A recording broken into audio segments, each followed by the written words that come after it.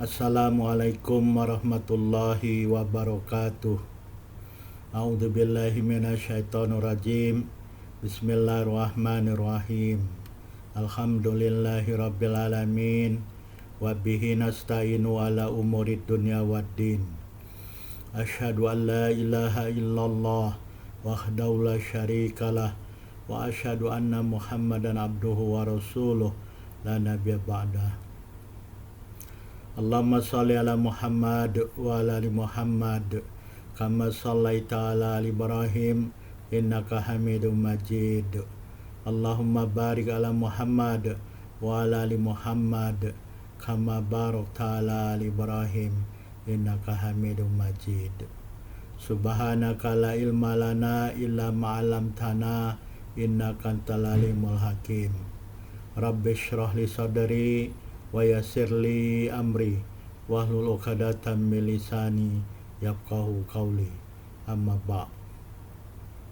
Dalam kesempatan ini saya mengajak dan mengingatkan diri saya sendiri, tuan-puan, bapak ibu, saudara dan saudari, untuk kita saling mengingatkan atau saling berpesan dengan kebenaran yang bersumber dari Al-Quran dan As-Sunnah. Tuan-puan, bapak ibu, saudara dan saudari sekalian yang dirahmati Allah Subhanahu wa Ta'ala, kita sambung perbincangan kita mengenai fiqhus sholah, yaitu sifat sholat menurut sunnah Rasulullah Sallallahu Alaihi Wasallam dan madhab ulama.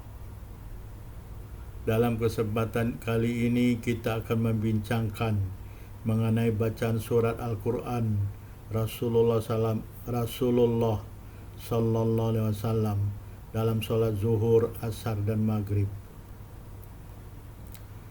Imam An-Nawawi mengatakan, adapun bacaan Al-Quran dalam sholat zuhur dan sholat asar telah diriwayatkan hadis dari Abu Sa'id Al-Khudri radhiyallahu anhu. Beliau mengatakan, laqad kana sholatu zuhri tuqamu fayadhabu zahibu ilal baqi' fayaqdi hajatahu thumma yatawadda thumma ya'ti wa Rasulullah sallallahu alaihi wasallam fi rakatil ula mimma yutawwiluha. Hadis riwayat Muslim nomor 454. Maksudnya, sungguh sholat zuhur betul-betul sedang didirikan dan seseorang telah pergi ke Al-Baqi', lalu dia menyelesaikan hajatnya. Kemudian dia berwudu dan kembali ke masjid, dan Rasulullah sallallahu alaihi wasallam masih dalam rakaat pertama sholat karena baginda membaca surat Al-Quran yang panjang.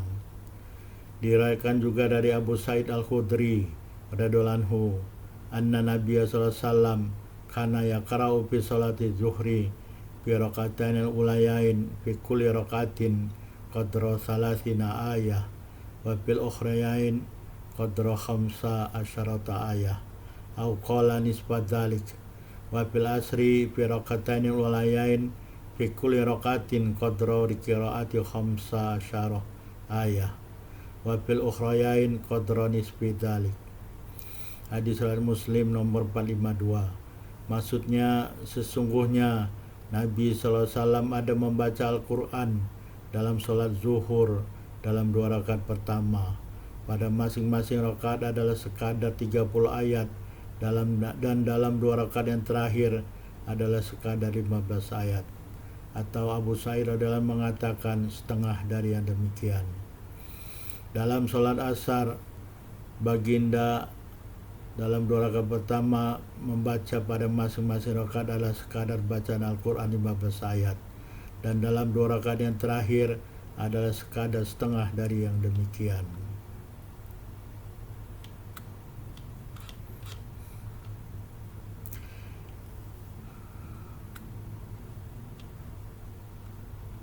Diriwayatkan dari Jabir bin Samurah radhiyallahu anhu, beliau mengatakan, kana Nabi sallallahu alaihi wasallam yaqra'u fi dhuhri bil lail idza yakhsha wa fil asri nahwa dzalik wa bis subhi atwala min dzalik. Hadis riwayat Muslim nomor 459. Maksudnya adalah Nabi sallallahu alaihi wasallam membaca Al-Quran dalam sholat zuhur dengan surat ke-92, yaitu surat Al-Lail. wal laili idza yaghsha. Dan dalam salat asar adalah dengan kadar seumpama demikian, dan dalam salat subuh adalah lebih panjang dari kadar yang demikian. Telah diriwayatkan dari Jabir bin Samurah radhiyallahu anhu anna Nabiyya sallallahu alaihi wasallam kana yaqra'u fi dhuhri bisabisma rabbikal a'la wa fi subh bi atwali min dalik. Hadis riwayat Muslim nomor 460. Maksudnya, sesungguhnya Nabi SAW ada membaca Al-Quran dalam salat zuhur, yaitu surat ke-87, surah Al-A'la, Sabbisma Rabbikal A'la. Dan dalam salat subuh adalah lebih panjang dari kadar yang demikian. Diriwayatkan dari Jabir bin Samurah radhiyallahu anhu anna Rasulullah SAW kana yaqra'u fi dhuhri wal asr bisama'i datil buruj wasamai wa tariq wa syabahihima. Hadis Abu Dawud nomor 805, At-Tirmidzi nomor 307. Hadis ini adalah hadis hasan. Maksudnya, sesungguhnya Rasulullah SAW ada membaca Al-Quran dalam sholat zuhur dan sholat asar, surat ke-85 yaitu surat Al-Buruj, wasamai datil buruj, dan surat ke-86 At-Tariq, wasamai wa tariq, dan seumpama kadar kedua-duanya. Diriwayatkan dari Al-Barra bin Azib radhiyallahu anhu, beliau mengatakan, kana Rasulullah SAW yusalli bina zuhra panasma'u minhul ayah ba'dal ayat min surati Luqman wa Dzariyat. Hadis An-Nasai nomor 971, Ibnu Majah nomor 830. Hadis ini adalah hadis hasan. Maksudnya adalah Rasulullah SAW salat zuhur bersama kami, lalu kami mendengar dari baginda ayat demi ayat dari surat ke-31 surat Luqman dan surat ke-51 surat Ad-Dzariyat. Jadi Rasulullah SAW membaca dalam salat zuhur, dalam hadis ini ada surat Luqman, surat ke-31 yang jumlahnya 30, dan surat ke-51 surat Ad-Dzariyat. Adapun salat maghrib telah diriwayatkan hadis dari Jubair bin Mut'im radhiyallahu anhu dari bapaknya, beliau mengatakan, sami'tu Rasulullah SAW qara'a fil maghrib bitur. Hadis Al-Bukhari 765, Muslim 463. Maksudnya, aku mendengar Rasulullah SAW membaca dalam salat maghrib surat ke-52 yaitu surat At-Tur. Telah diriwayatkan hadis dari Ibnu Abbas radhiyallahu anhu, inna ummal fadli sami'athu wa huwa yaqra'u wal mursalati urfa faqalat ya bunayya wallahi laqad dzakartani bi qira'atik hadis surah innaha la akhiru ma sami'tu min Rasulillah sallallahu alaihi wasallam yaqra'u biha fil maghrib. Hadis Al-Bukhari nomor 763, Muslim 462. Maksudnya, sesungguhnya Ummul Fadl telah mendengar Ibnu Abbas radhiyallahu sedang membaca surat ke-77 surat Al-Mursalat. Lalu beliau mengatakan, wahai anakku tercinta, demi Allah, sungguh engkau benar-benar mengingatkan aku dengan bacaan suratmu ini, bahwa sesungguhnya ia benar-benar akhir surat yang aku telah mendengar dari Rasulullah SAW yang baginda sedang membacanya dalam salat maghrib. Jadi dalam dua hadis yang telah disebutkan bahwa Rasulullah SAW membaca dalam salat maghrib, yang pertama adalah surat At-Tur. Dalam hadis Ibnu Abbas ini, Rasulullah, kata Ummul Fadl, ibunya Ibnu Abbas, mengatakan bahwa Rasulullah telah membaca surat ke-77 surah Al-Mursalat. Telah diriwayatkan hadis dari Marwan bin Al-Hakam, beliau mengatakan, qala li Zaid ibnu Thabit malaka taqra'u fil maghrib bikisarin wa qad sami'tu nabiyya sallallahu alaihi wasallam yaqra'u bitulal tulayain.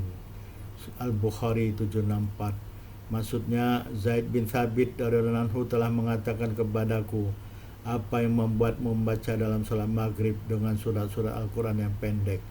Sungguh aku telah mendengar Nabi SAW membaca surat yang panjang dari dua surat yang panjang. Ibnu Abi Mulaikah mengatakan dua surat yang panjang tersebut adalah surat ke-7 surat Al-A'raf dan surat ke-5 surat Al-Ma'idah. Jadi baginda membaca di dalam salat maghrib surat yang panjang, apakah surah Al-Ma'idah atau surah Al-A'raf. An-Nasai telah meriwayatkan hadis dengan isnad yang sahih. Anna Zainab bin Thabit qala li Marwan ataqra'u fil maghrib bi qul huwallahu ahad wa inna a'tainakal kautsar. Qala na'am. Qala famahlufatun laqad ra'aitu Rasulullah sallam yaqra'u fiha bi atwalil mutalayain alif lam mim shad. An-Nasai nomor 989. Maksudnya, sungguhnya Zaid bin Thabit radhiyallahu anhu mengatakan kepada Marwan, apakah kamu membaca dalam salat maghrib Qul huwallahu ahad surat Al-Ikhlas dan Inna a'tainakal kautsar surat Al-Kautsar? Beliau menjawab iya.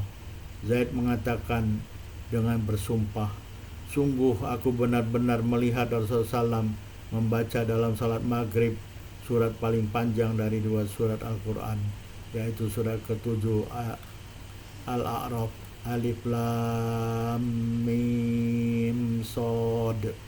Ini adalah awal surat Al-A'raf. Jadi Rasulullah SAW telah membaca surat Al-A'raf dalam salat maghrib.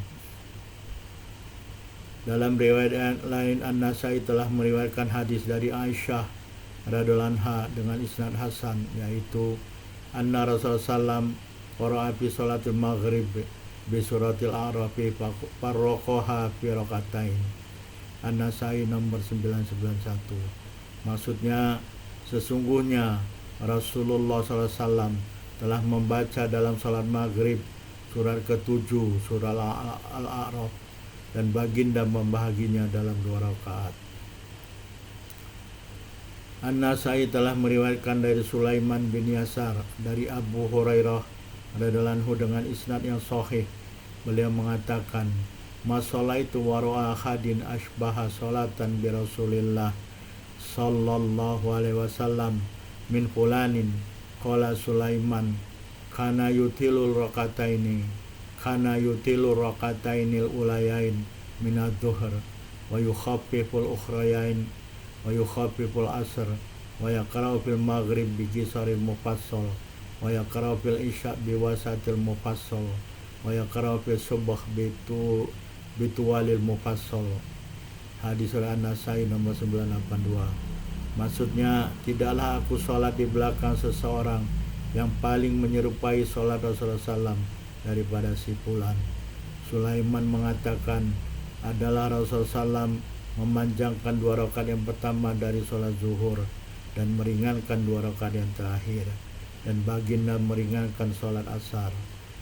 Dan baginda membaca dalam sholat maghrib dengan surat-surat Al-Mufassal yang pendek, dan baginda membaca dalam sholat isya dengan surat Al-Mufassal yang sederhana, dan baginda membaca dalam sholat subuh dengan surat Al-Mufassal yang panjang. Surat Al-Mufassal ini seperti surat-surat dalam Juz Amma. Malik telah meriwayatkan hadis dari Abu Abdillah As-Sunabih dalam kitabnya Al-Muwatta dengan isnad yang sahih. Beliau mengatakan, qadimtul Madinah fi khilafati Abu Bakar As-Siddiq wa sholaitu wara'ahu al-maghrib wa qara'a fi rakatainil ulayain bi ummil Qur'an wa suratin min qisaril mufassal. Tuma qoma fi thalithah pada nautu minhu hatta inna thiyabi latakadu antamassa thiyabah.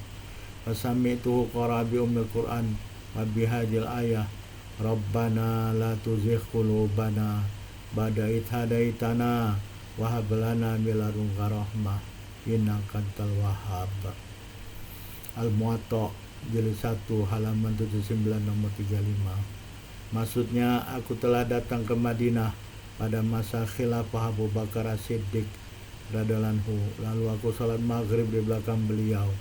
Lalu beliau membaca dalam 2 rakaat yang pertama dengan Ummul Quran dan surat-surat Al-Mufassal yang pendek.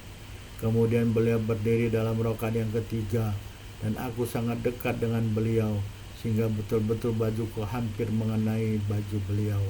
Dan aku mendengar beliau membaca Ummul Quran dan dengan ayat ke-8 surat ketiga Al-Imran. Jadi Abu Bakar Siddiq dalam 2 rakaat pertama salat maghrib membaca surat-surat Al-Mufassal yang pendek setelah baca Al-Fatihah. Pada rakaat yang ketiga beliau membaca ayat ke-8 surat ketiga Al-Imran setelah membaca Al-Fatihah, yaitu ayatnya Rabbana la tuzigh qulubana ba'da idh hadaitana wa hab lana min ladunka rahmah innaka antal wahhab.